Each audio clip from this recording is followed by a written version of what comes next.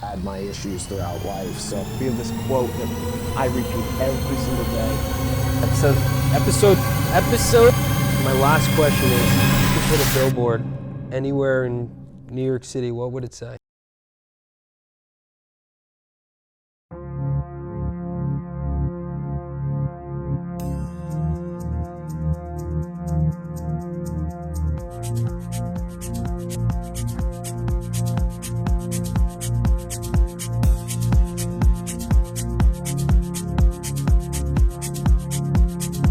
Come to our store.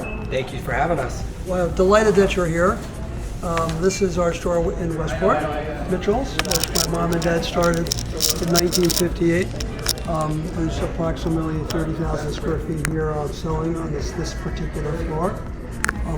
Everything over here is men's. And I can turn the other way.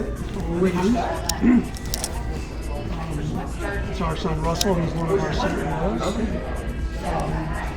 And then jewelry, and then women's over there. How's it going, everybody? In the Lug Life family, I'm here with the one, the only, the man, the myth, the legend, Jack Mitchells.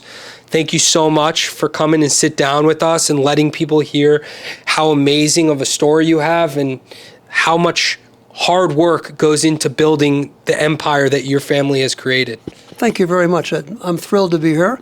As you say, it's a family business, so even though I've had something to do with it over the years, you know, my brother Bill and my wife and our 7 sons are all part of course, and mom and dad who started our family business back in 1958. Yeah, so if you don't mind, do you mind just walking everyone through how the idea was created of the Mitchell stores and, Sure. and how we got to where we are today? Sure. My mom and dad started our family business in 1958.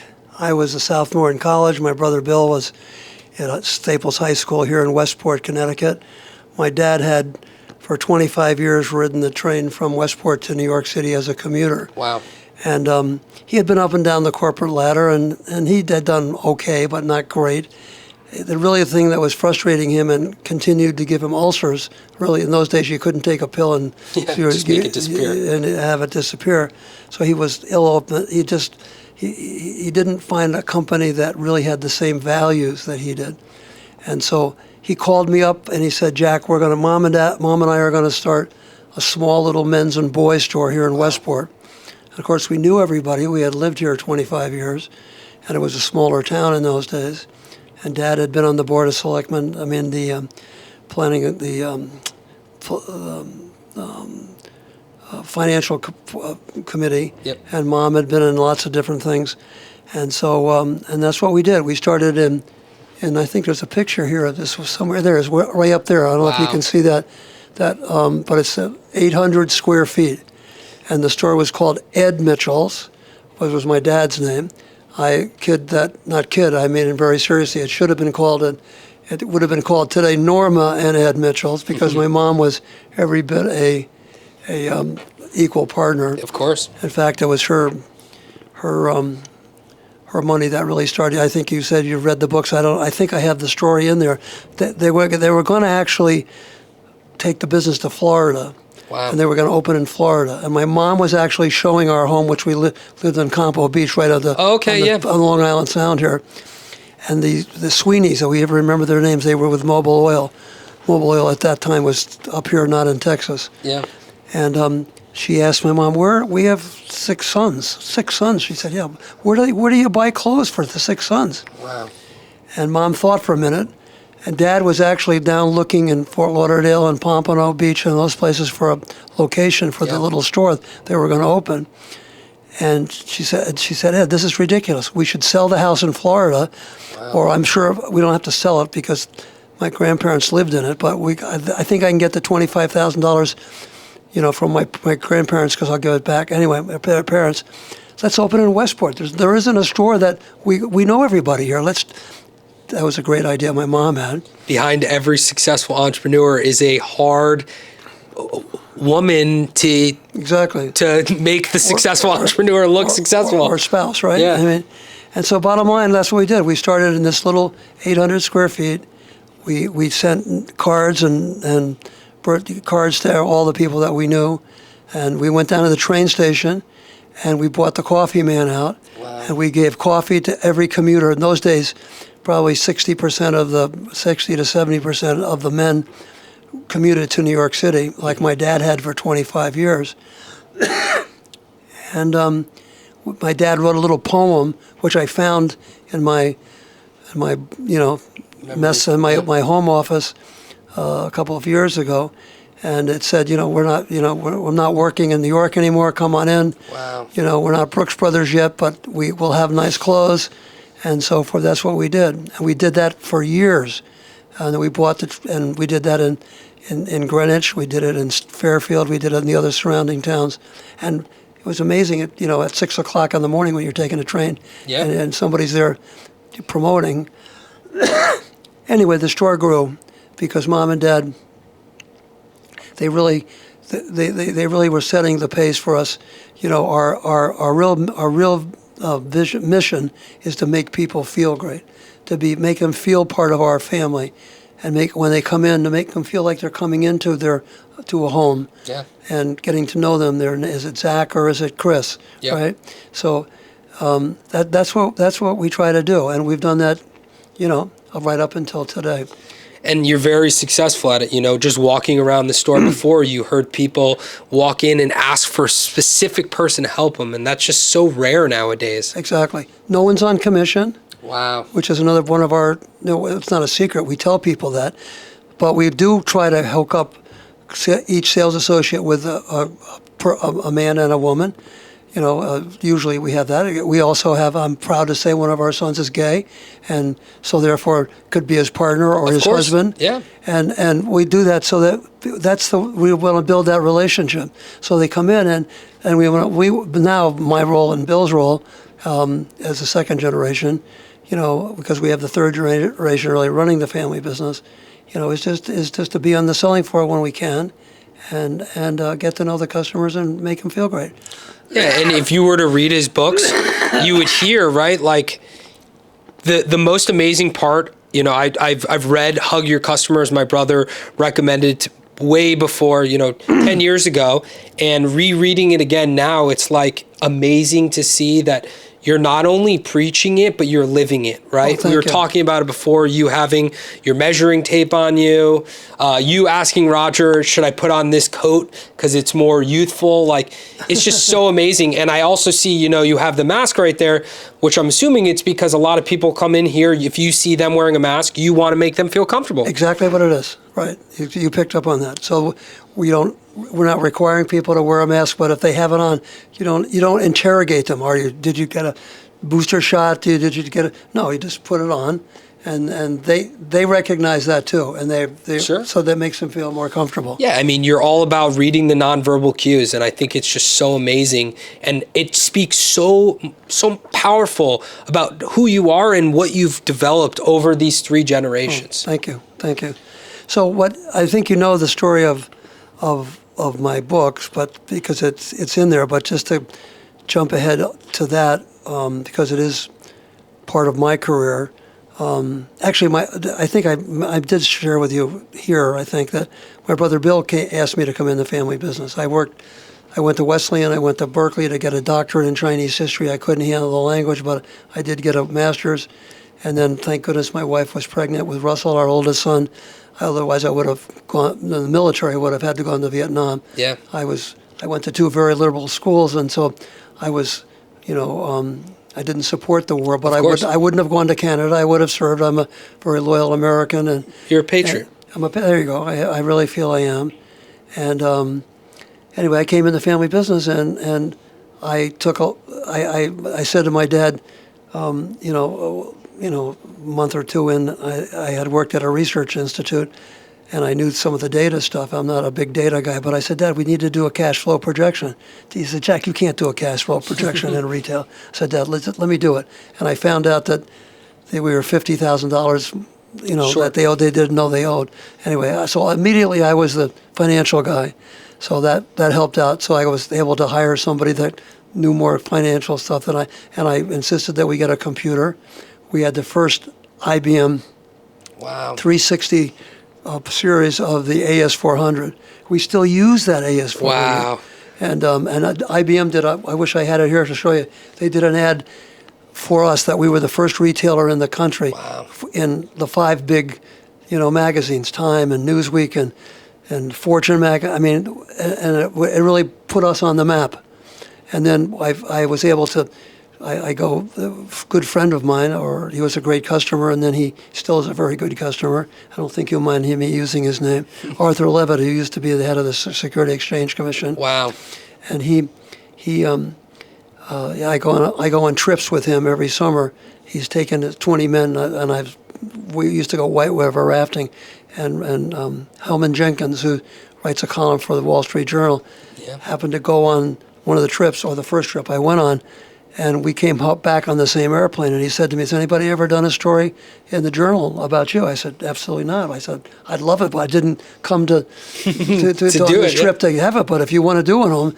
And we had just bought Richards, our great store in Greenwich, Connecticut, and so he came out actually it was a holiday, and we were busy, very busy, and he couldn't believe it, and he wrote a column that said, "Your CEO shops here," because I introduced him to this CEO, to this CEO, to John Akers, who was at IBM, and of course, and anyway, so people like that had Merrill Lynch, Kamansky, who was here in Westport, and so those kind of things happened because we're personalizing the relationships.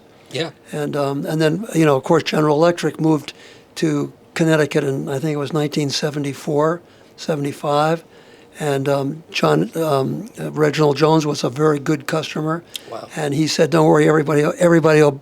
I'll tell them, just flash the label, and everybody will buy at Mitchell's, and that's what they did. Wow. And then later on, when Jack Welch took over, we became a very good friend and a very, very good customer.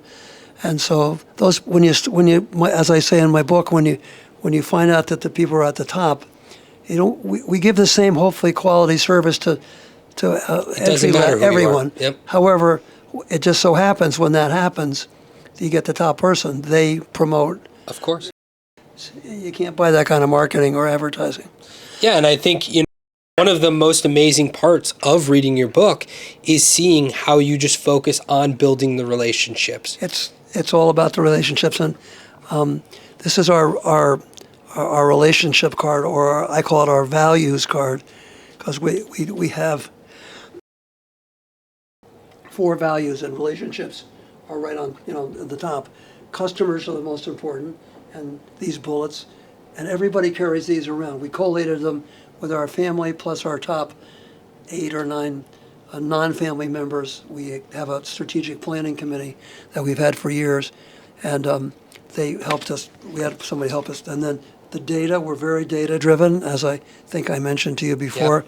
We have 5 or 6 developers. Every bit of data, with the exception of the AS400 computer, hardware, we've done ourselves. It's amazing. And so, all our online business, I urge everybody to open up and look, Mitchells.com. Yep. Or if you're in San Francisco, you can go wilkes-bashford.com or Marios.com. Those are the stores, because we have local brands but shared values. We'll have a card that says Mario's. We'll have a card that says Wilkes-Bashford for those stores. But it's the same of the rest. And then after the data, it's excellence. We're always striving to be better. So. Yeah, and I think, obviously after you had success with your first book, you wrote a book all about hugging your employees. Right, exactly. And I wanted to call it Hug the Huggers, but they didn't want to do that, the publisher. So you have to build the relationship with the publishers too, because if they don't print the right books and at the right price, then and then all of a sudden, what happened was, as you know, again by talking with me and knowing from the books, I do motivational speaking, and the origin of that was that I was asked to be not a keynote speaker, but a panelist at our CEO summit for retailing, and in 2002 at the Boulders, a nice place to have a meeting, and there were 350 to 400 of the top retailers, people from Nordstrom's and even Marcus and Brooks Brothers and all the smaller and bigger stores, and Saks and Barney's in those days, and the keynote speaker at 6:30 in the morning or 7:30, whatever, jumped up and down and said, if you didn't have a sexy website and a sexy data program, and an online business, within a decade, you were history. There was going to be all bricks and mortar stores like this one they wouldn't exist. Wow. And everybody cheered. And he went on and on. He also did not a funny but interesting thing. He asked everybody, how many people here know their top 100 customers?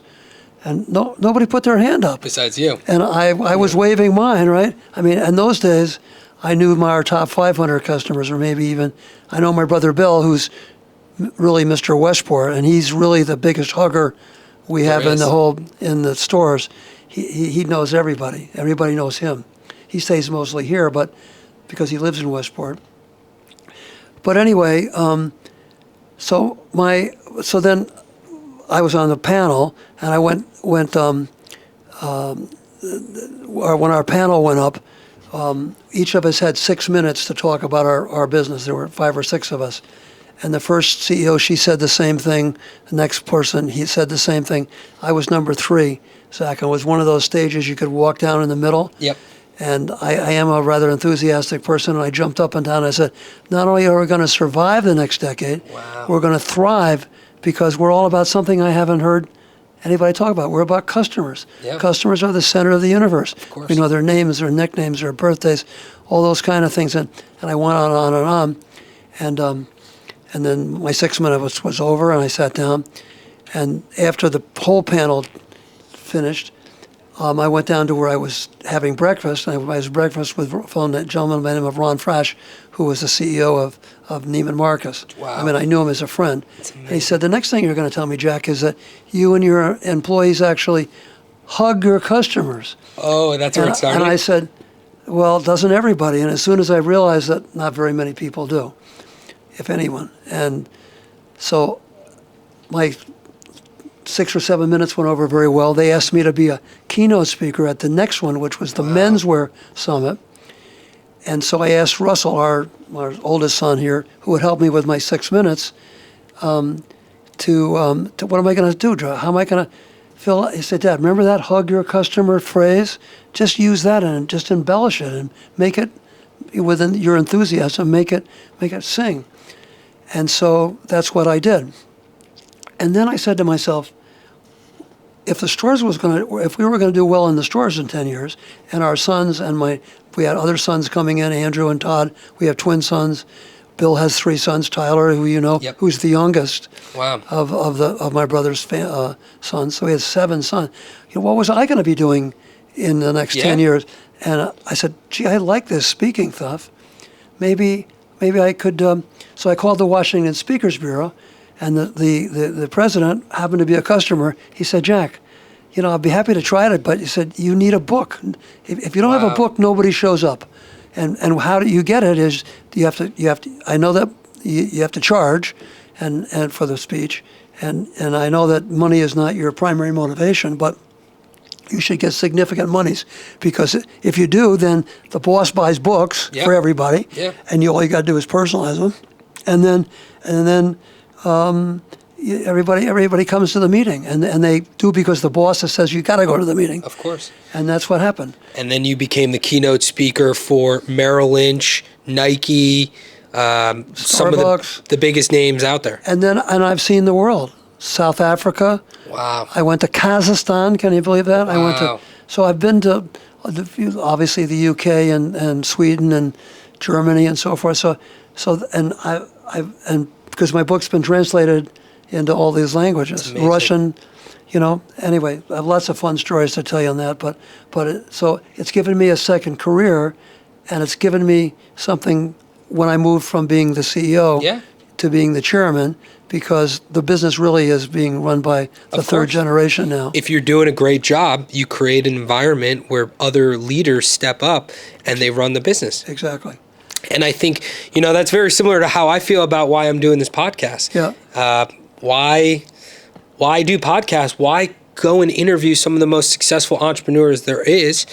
when I have my own business to run, but I have my own employees that do such an amazing job that I just, very similar to you, I wanted to figure out a way to be passionate in other areas. And my book is, as you know, it's just full of stories with a point at the end.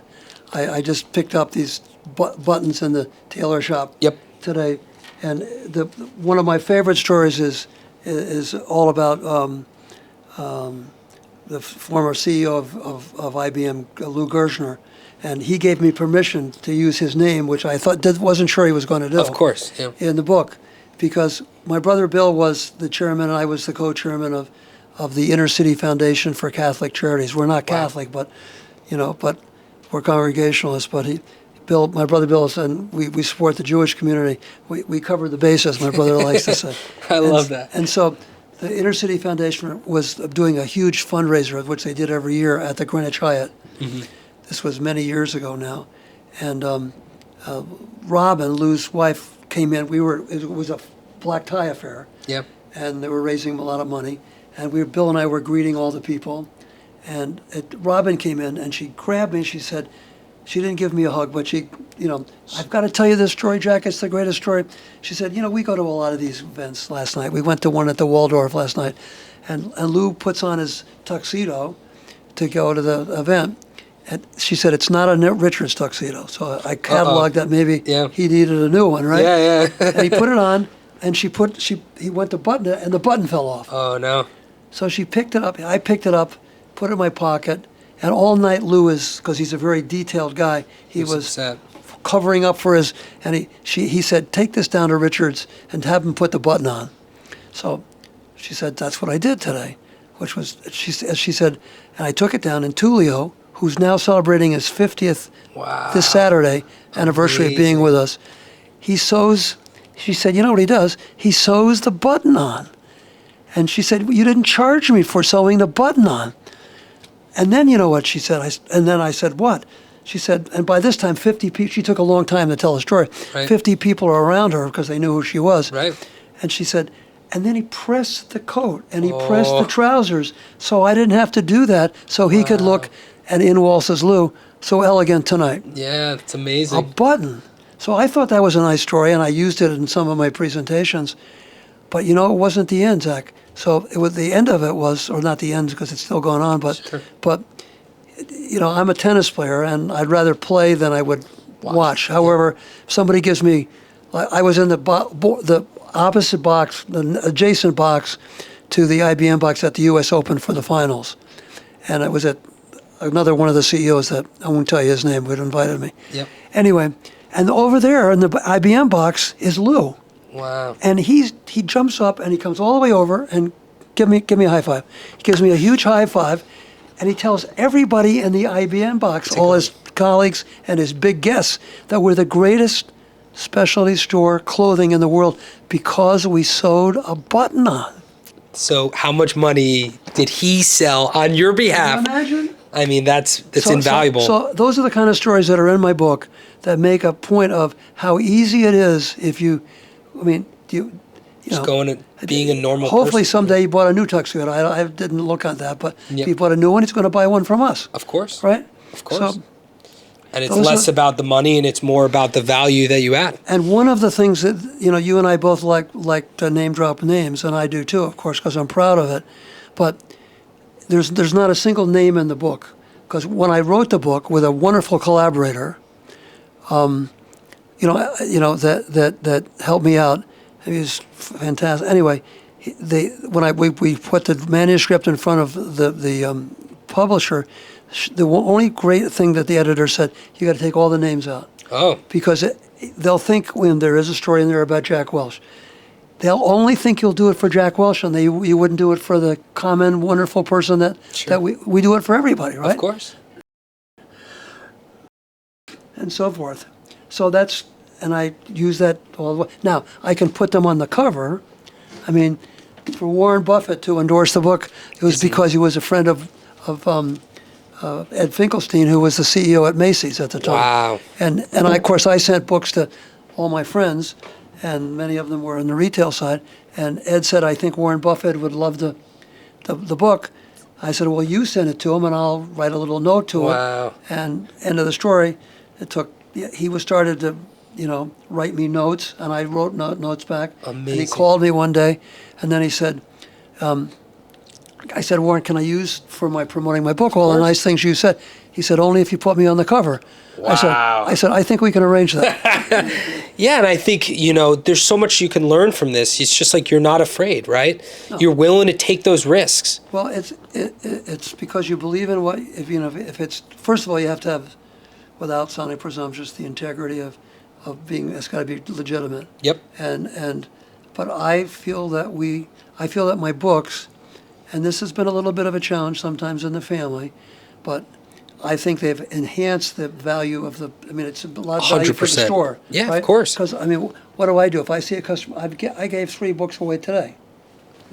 There's a man in our store right now that gave me his card. He's from the Midwest. I knew this, I'm embarrassed if I can't remember the store, but he owns I think he owns 90 stores. Anyway, in the Midwest. Yep. And first time he ever was in our store. That's and amazing. so we started, of course, I gave him all 3 books, right? And I love that he came in, you were able to build a relationship while he was shopping around. Right. And his wife bought some things because they have, more moderate price clothing. Yeah. In his all these stores that he has in the Midwest. But it was, so and then these are other things to show you. I write personal notes to everybody. This is everybody that has a birthday or an anniversary in our stores. We now have 8 stores, as you know. So we have Richards. I didn't say we acquired Wilkes-Bashford, great stores in Palo Alto and San Francisco. Wilkes was a wonderful person, but he didn't understand that cash is king. Yep. We like to be profitable, and we save our cash. We have our own family office that we're part of. And anyway, I write these nice little notes to everybody that works. We have over 400 wonderful people that work with us, and birthdays and anniversaries, and I do it with my real ink pen. And it's something that I can do. And if I do that, they always say, well, then they say, Jack, if you can do that, I can send a note to my customers when it's their birthday or their anniversary with us. And we have the data because you can see, we give a list of when the birthdays are coming up, or when the anniversaries of 10 years or 15 years of shopping with us. Wow. So we can, and that just makes you, once a customer, that used to be, remember Win Elliott? Does that name mean anything to you? Yeah, of course. He lived in Westport. Yep. And he used to do radio commercials, and he used to say, once a customer, always a friend. Wow. That was our tagline. Yeah. We had, we were a center in Westport of the sports announcers. What's the names? We had Win Elliott, we had Jim Nance. He endorsed all 3 books. Amazing. He used to live in Westport. Wow. Now he lives on the 18th hole at Pebble Beach. That's not bad. And Jim McKay lived in Westport. Wow. Jim McManus is his real name. So they would promote, and then Matt Lauer, before he got into trouble, he worked at Richards growing up. Oh, really? So wow. He got me on the Today Show when my book first came out. Wow. He and Al Roker are customers, and the list just goes on. The list goes on and on. Yeah, and I think one thing that is so rare nowadays that I loved when we talked on the phone, you explained to me, besides your real estate, you have no debt, right? And if you think about it, most companies are now created where they have zero cash flow. They actually have negative cash flow. Right. So what made you decide to take on this philosophy, which obviously has been very successful for you, and you've been able to acquire other businesses when they've been cash flow negative. So where did you get this strategy from? In our family, you have to work 5 years somewhere else after you graduate from college. I love it. To get what is a real job. So where I worked before was a nonprofit, but they needed a cash flow, and I learned how to just do a simple cash flow projection. And again, when I think I showed this earlier, when I came here, Dad said you couldn't do it, but I did it anyway, and we were $50,000 the wrong way. Dad didn't know that, and so I just think it's a lot of it is the financial stuff. And Of course. it's like, the real estate, we have some mortgages. Sure. But because we own this building, Richards, and we own the building in San Francisco. Wow. We meaning the family. Yeah. And we have different, corporations and all that stuff that's the best way to do it. But I don't know. I feel much more secure knowing that cash is king. Yeah, and I think obviously the pandemic was a huge learning lesson for everyone who didn't have cash flow. And you saw some of the most successful businesses go under because people weren't coming to their stores. So and we did cut back. Of course. And we cut quite a few. We only had one sad Friday where we let go a few people or furloughed them. But, Neiman Marcus, they furloughed everybody. Right. Right, and so forth. We did get some government help because we qualified for the first PPP. round. Yep. The second round, we didn't have too many people. Yeah, I was the same way. So we're back now. Since July of last year to August, we're beating 2019 numbers. That's amazing. And it's businesses because people, they're not wearing ties. Right. I put this on once in a while now. We're getting a few ties. But That's how you know that everything started to come back. the people are coming back to work. Yep. And if you watch television, there's still reporters are still wearing them, and so forth. And the people in Wall Street are beginning to again, and they're beginning to buy a few suits. Like this 3 customers just before you came in, were buying suits. Right? Now, what happens? I always kid. They either gained weight or they lost weight on the pandemic. Of course. And this fellow, his father used to be the congressman here. He's done very, very well and other things. And he went from a 40 waist to a 34 waist. Wow. And so, his wife said, "You got to get some new suits," right? Which he's probably excited about, right? Right. He was thrilled that he could get into smaller suits, right? And he can't. There's no problem of the money. That's another thing that we Google people too. I mean, you can find out about people. I mean, that's what I did for you, right? To make it look like you and I have hung out before. I had to learn. I had to download as fast as possible to learn all about who Jack Mitchell is. Right. And if you go out to their car and they're in a Chevy or they're in a Lamborghini, maybe you should have sold them a Keaton jacket rather than an entry level place. But usually they'll tell you. And we've always learned, though, you always have to tell the customer the price, even if it's made to measure, because we do sell some, but some customers, and we learned during the pandemic, of course, that a lot of our customers are blessed enough to have a second home or a third home, right? Why should they schlep their clothes to these different places? They should always have a basic wardrobe. Yeah. Like, if in Florida, it's okay, you're going to have a few more bathing suits, and maybe only have 1 or 2 jackets. Or if you really like if they like clothes, then and the wives are going to buy dresses and so forth. And then as I showed when I showed you around upstairs, our jewelry business has been, unbelievably successful. That's amazing. And again, our basic values are there. We're very close to New York City, obviously, and most of the jewelers have their headquarters in New York. Yep. So they bring out their jewelry. We don't have to pay for some of it until we sell it. Yep. Right? And that's what people were buying during the pandemic, because the women didn't want a new dress, because where are they going to wear one? Of course. Right? And the same for the men. But with jewelry, they can, and we have customers that actually collect jewelry. Wow. Imagine that. I mean, That's if you go into a beautiful home, some places of affluence, like in San Francisco, Wilkes Bashford showed me all the places, the big places right on the bay, and they have maybe one Van Gogh or a couple of other big expensive pictures on the wall. But some people collect jewelry. Yeah. One of the most amazing parts I'm hearing is you guys are constantly reinventing yourselves. You're not afraid to pivot. you're going into all these new markets, even though you guys have been so successful up until this point. And I know when you and I talked on the phone, you mentioned how huge the future is with your e-commerce and website business. And I heard you do the plug for it, right? So you're constantly thinking about what the new areas and the new opportunities are, right? Definitely. There's no question. Our internet business our web business was been great. I mean, it was only 3 or 4% of the business.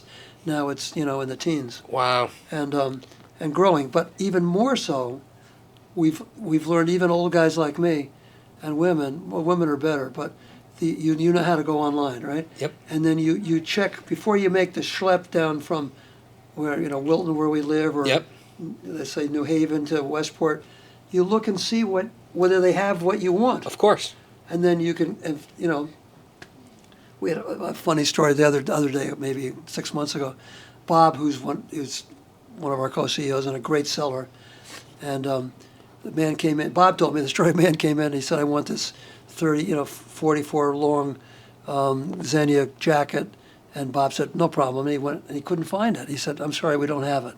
He says, "Yes, you do." I saw it online. I saw it online. Wow, that's amazing. And we now have it. Talk about the technology. We have all our tickets are so marked, and we scan the stores. So if you can't find it, you can just scan one, and it tells you where that single item is.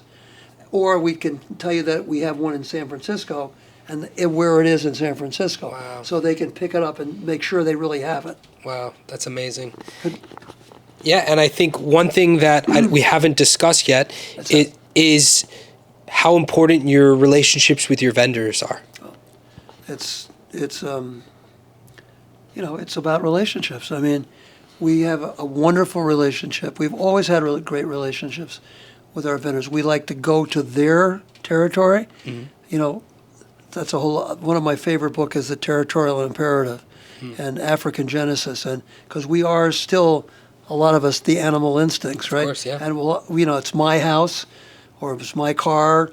You have things, and so I went just last week I came back from Italy, first trip I've made since the pandemic, but with our buyers and Bob, and so I meet with Joe Dozania, I meet with Brunello Cucinelli and the other vendors that make, and they take us to dinner or key time. But we go. And then when they come to the United States, again, we're lucky because we're fortunate because we're in New York. They usually come to New York, for sure. Yeah. And they can come out to Richards or Westport. Of course. Or we can go into to them. And meet them. So that's very, very important. And then, so we can work, and then they do give us certain considerations that maybe some of the other people don't get. But we never tell anybody that because we have these relationships. Right. Right. And, but, we have our magazine. I could, throw it, you've seen it, but I think it's over in one of the counters there. Yep.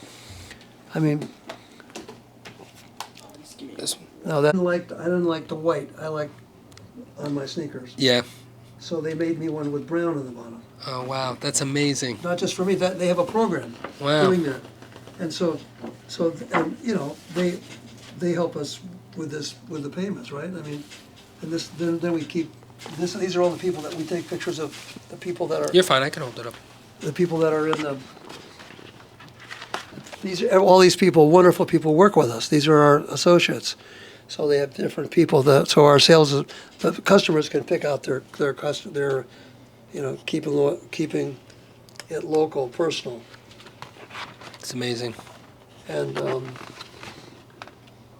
so then and it just shows you all, and most stores are not doing this anymore because it's very expensive to do. Right. But we get a lot of cooperative advertising help with it, right? That's amazing. Always hustling, always thinking of new ways to reinvent yourself. I love it. Right. Well, we've been doing that for a long time, and our son Andrew, who's in charge of marketing and advertising, he has a great team, but he goes to the photo shoots himself. Wow. And he likes, he's a fashion person himself, so even though he's not in the buying side, but he's in the visual. He's responsible for visual, and so that's what he do. It's amazing. obviously you wouldn't need this, but if junk luggers were to be able to buy you a billboard and it could say anything you want it to say, and what would you pick and why? Well, the very first thing I would do, I would get our son Andrew involved. Obviously, we need to let Andrew make the decision. Andrew has to, because again, this is one of the things that He does. I've had to do as being a leader and now being a follower. Yeah.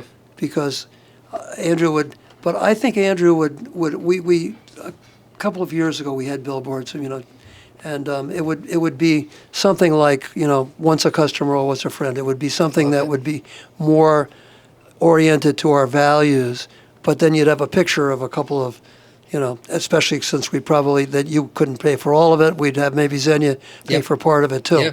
And so we would have the pictures of that. And then, then we would have Mitchell's and Richards, because up and down 95, which is where it would be. Yep. We have 2 stores, and we have one in Greenwich and one here in Westport. I love it. And, people say, but we have customers that shop in both.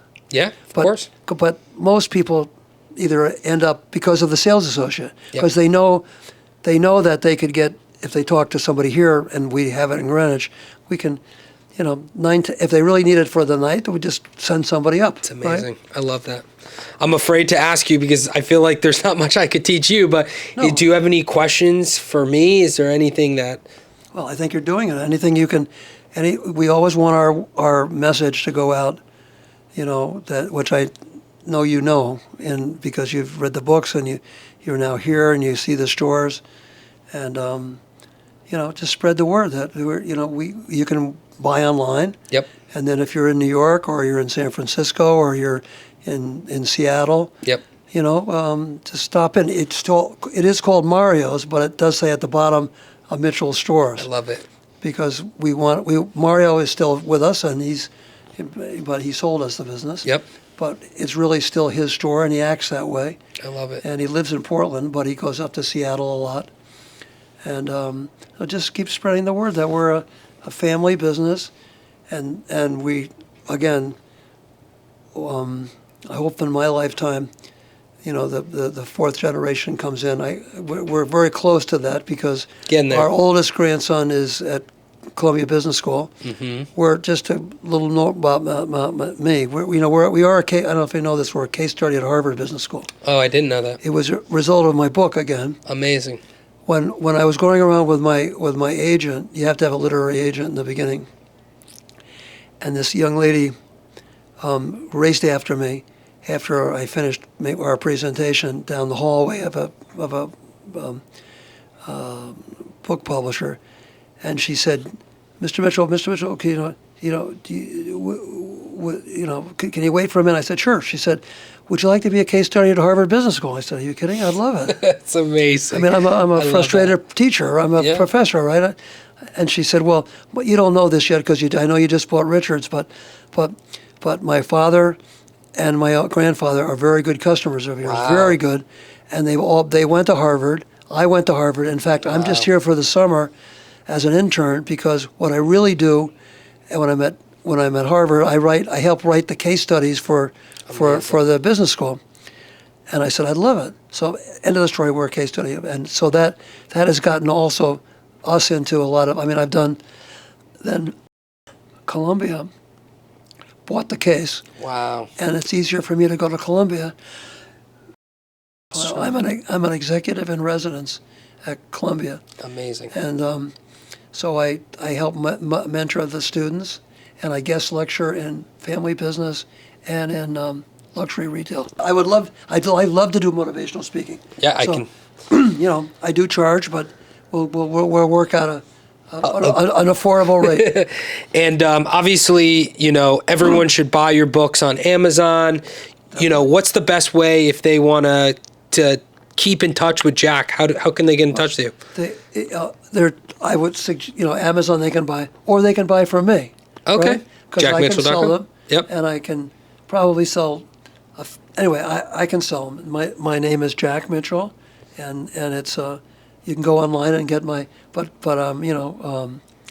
at mitchells.com. Love it. And that's as simple as that. Email me your name and address where you want the book, and you look at Amazon and I'll give you to $1 or something less. But then but the big thing is I can personalize them for you. I love it. And I'd be happy to do that. And then you can learn more about the stores. I think that's the easiest way. If you want to take my business card and somehow put it Yeah, we could put it on the podcast. That'd be great. just put my No business problem. card on it, and then they can just look and see where they can send me a note, Amazing. email or text me. I use text and email both. And I just want to say That'd be good. Yeah, it's been an absolute honor to have you on the podcast. Thank you. I appreciate everything you've done for the entrepreneurship world and how passionate you are. It's so refreshing to see someone who's just constantly hustling his whole life. And I think this concludes episode 15 of the Lug Life podcast, and everyone is so grateful that you spent the time with us so we can hear from the man, the myth himself, Thank the you. legend. So thank you so much, Jack. I really appreciate it. How about a hug? Of course. Thank you so much. Okay, good.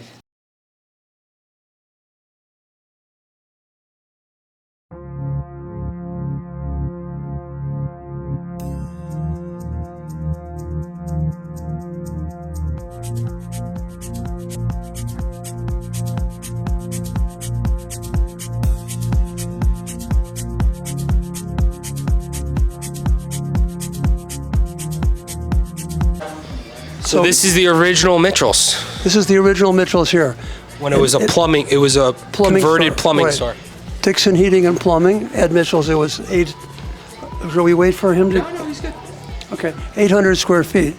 And so we had 3 men's suits and a coffee pot that Mom brought from home and a dream. And the dream was to be the best clothing store, men's and boys at that time in Westport. And then we moved down in 1963 to a location halfway between here and downtown Westport, 1,000 square feet. That turned into 3,000 square feet. Then my brother and I acquired this particular piece of property, half of it, because there was a building on the other side. Wow. That we eventually bought and tore down and added. So the store was called Ed Mitchell's. Today I always kid, it would be called, not kid, I mean very serious, it would have been called Norma and Ed Mitchell. If she was the boss. Well, she wasn't the boss, but my mom had the $25,000 that started the business. Wow. And that she had inherited from her parents. And Mom did all the coffee, and she was the entertainer. She knew all the customers, and she wrote the notes, and so they worked together as a team. Amazing. And they were married over 60 plus years. Then my brother Bill came in the family business first in 1963, and then I came in 1969. He's 65 and 69, and then I came in. We threw the boys' business out. Bill asked me to come in the business. I had done something else. My background was I went to Wesleyan University, small school here in Connecticut. Yep. And I went to University of California. Majored in Chinese history and to get a doctorate. I couldn't handle a doctorate, so I got a master's, but and I thought I was going to Vietnam, but all of a sudden my wife turned and she said, I think I'm pregnant. Wow. So I would have served even though I didn't like that war at all. When I came back here, I worked for Dad for 6 months, and then I decided you could sell a suit. So I worked at a research institute for 7 years. Wow. And that taught me business, and even though it was a nonprofit. And then Bill came in and asked me to come into the business officially because we threw the boys out and put the men and put the women's in. And we've grown. We bought Richards in 1995. It was a small little store in Greenwich, men's. And this is what the store looks like today. I've been to Richards. It's amazing. And then we bought Wilkes Bashford in San Francisco, in Palo Alto. This is Wilkes. And my nephew Tyler and my son Andrew. So we were the 3 amigos that went out there. Before that, we bought Marsh's in Huntington, Long Island. And then we acquired Mario's in Seattle and Portland, Oregon. So we have 8 stores now. Amazing. It all started in this little store here. And it's fun. And we like to keep the names of the local brands, but shared values. I'll show you downstairs. We have actually a values card that talks about our values. And if you read one of Jack's books, you'll see that they talk about it all the time. The core values, which is amazing. Yeah, we're all about the core values. This is what the values card looks like. And on the back you can see it says, the mission is to make people feel great. That's what we really do. We try hard. And then the vision is to be the best specialty stores on the planet. And we have these 4 values: customers, relationships, authentic relationships, data. We're very, very, very data driven. We know every single sale to every single customer by SKU. We know their names, their birthdays, their anniversary dates. We try to get that information. Yeah, I know a lot of people that shop here, and they can vouch that it's the real deal. You actually do that. Yeah, we really try to, and we develop everything ourselves. Our son Russell is one of the co-CEOs, and he has a team of 5 developers, and we have a data scientist on our team. So we're very much data driven. And it's all ours. We didn't buy something from Salesforce or other great places, but we developed it all ourselves. So everything was internally built in terms of your database. Exactly. And our online business too, which is, we talked about before, is it growing? And then excellence, we're always trying to be better. That's what we are. So we have a lot of fun. And then we also have this is our values card for our family. We have a family council. It obviously differs. We want to have fun and balance, learning, relationships, and generosity. So we have a little bit different on the family and then the business side. So as you can see, he's the real deal. He promised that if you read any of his books, he'll have his measuring tape and that you carry around your core values. I think that's amazing, and people could learn so much from the fact that you don't only preach it, you live it, right? You're living it day in and day out. Yeah, the origin of the tape around my which is my signature, was I do motivational speaking because of my books, right? And we can talk about that. I've written 3 books: Hug Your Customers, Yep. Hug Your People, and Selling the Hug Your Customer Way. And when I do those speeches, I show a video and so forth. But I said, remember now, I'm a real retailer. So I put my hand in my pocket and I put my tape on. And so I am a real retailer. So I happen to have, Zach, my tape, this is like 4 or 5 years ago, in my pocket. And I was at Richard's, our store in Greenwich, and I felt it and I put it on, and somebody came up to me and said, "Oh, are you the tailor?" And I said, "No," but it was a great thing. I said, "No, You want that. I'm the oldest owner. At least I used to own the part of the business." Because that's another whole story we can talk about. My brother Bill and I were blessed because our parents gifted us the equity in the business, and we've gifted the equity in the business and the real estate to our sons. Oh, I didn't realize that. That's amazing. So we're not destitute, but it gives them the incentive to build a business and provides revenue to them. That's amazing. Okay, so we'll move. This is just quick. I don't know which you can see with the pictures, but this is the men's department. We have a Brunello Cucinelli shop. We have a Zegna shop over here, right in the middle of our shoe department. That's our fitting area over there. We got a big TV where we can watch the ball games or the stock market or whatever, so people feel part of the team. And then this is our shoes. Always have coffee and water. If you really wanted to drink, we could find it. But we used to do that, but we're not. Some of our family we have addiction in our family. And so you don't want to promote? No, we're not promoting. In fact, we give quite a bit of time and effort to a foundation that is called Shatterproof that talks about trying to find cures for addiction. And that's amazing. So so yesterday I was over at Double L Market, right down the street. Okay. Do you know Double L? Yes. Uh-huh. And Lloyd, the owner, was talking about how you come by to get sandwiches next door.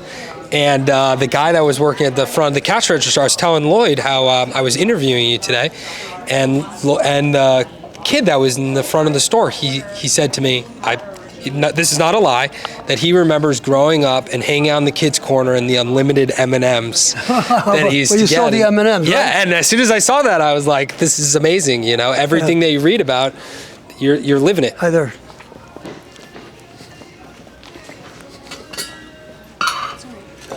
This is a fun story to tell. I haven't told it in a long time, but when we opened this store, in 1979, 76, whatever, we hired an old policeman, old cop. That's the way he talked, and he had a cowboy hat on, and he had his old uniform on, and the kids were coming in with their families because we're a family store, and would you believe, they were smiling. Everybody was smiling, and you know what he was doing? He was doing this. See this shoe? And he was going like this, but not with a lollipop, with a dime. Wow. So, and we had to quiet the dime down. Right? So we went to lollipops. And about a year or two ago at Richards, we have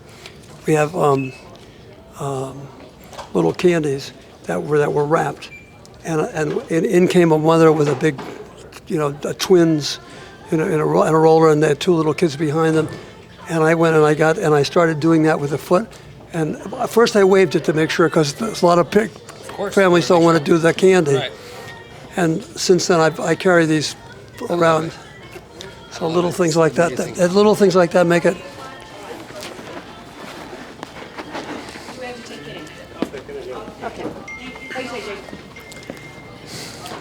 What would you say on average you think you walk around in one day in store?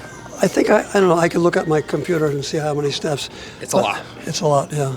Well, everybody does, and then I love to walk with my wife of 61 years. She's in the family business too. She's the only, spouse in the business. So this was the original store, right to those little things in there. Yeah, I can see, yeah. So this was the original store. So we had men's and women's and jewelry here, and then when we renovated, and there was a building over here that we knocked down, and we came across with another 10,000 square feet. Wow. So this is all the women's, and this is the jewelry. This is a big part of our business now. And it's better jewelry. We sell jewelry for $100 and $100,000. Yeah. Next time your anniversary comes up, make sure you think of Mitchell's. There you go. There you Anniversary. And so everybody had during the pandemic an anniversary, right? Yep. And they had Christmas or Hanukkah, Yep. or a celebration at some times of the year. Mother's Day. Push presents, which is the new thing now. When your wife gives birth, you got to give her a present. Absolutely. Make sure you think of Jack and the Mitchell family. And then anniversaries. Yeah. And so, we can send separate emails because we have the emails we try to have emails on both. So this is, back there are all the dressing rooms. We have Brunello Cucinelli's shop, and we have different shops also on the floor.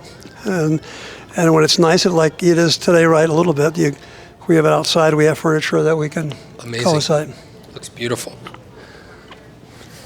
How much time goes into the presentation aspect of owning a retail store? How much what? How much time goes into making sure the presentation is up to? Well, we have a whole team that does that. Yeah.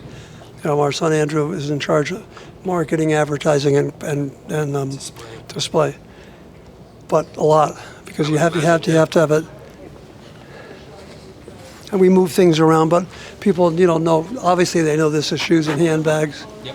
And they know where know where the collections are. We have a few shops, like I said, Cucinelli, but the rest of the store is. And we wanted them to know that we were in the jewelry business as they walked in. Yeah. Then we have a Laura Piana shop, and we have a Peter Millar shop over there. Hello. Hey, how are you? I feel great. How you doing? So this is the customer service desk. All the sales are run through here. Except for the online sales are too, because we don't have a warehouse. Our stores are warehouses. So if we didn't have, this just called in a 41 regular, it might be in Seattle or Portland, right? So we can get it right away. I love that. Should we make it downstairs? Let's do it. Follow me. So this is important too. This is the picture of everyone. This is a picture of everyone that works with us here. Started by my mom and dad. That's myself and my brother, and then everybody here. And they have a little things like Phyllis. She's been with us since 1990, right? So people put little sayings in front of them, and I love how you could see they're that on the wall. This is the most important thing, is our people. Yeah, and I love the fact that you could see that. People have been working with their entire career, right? Exactly.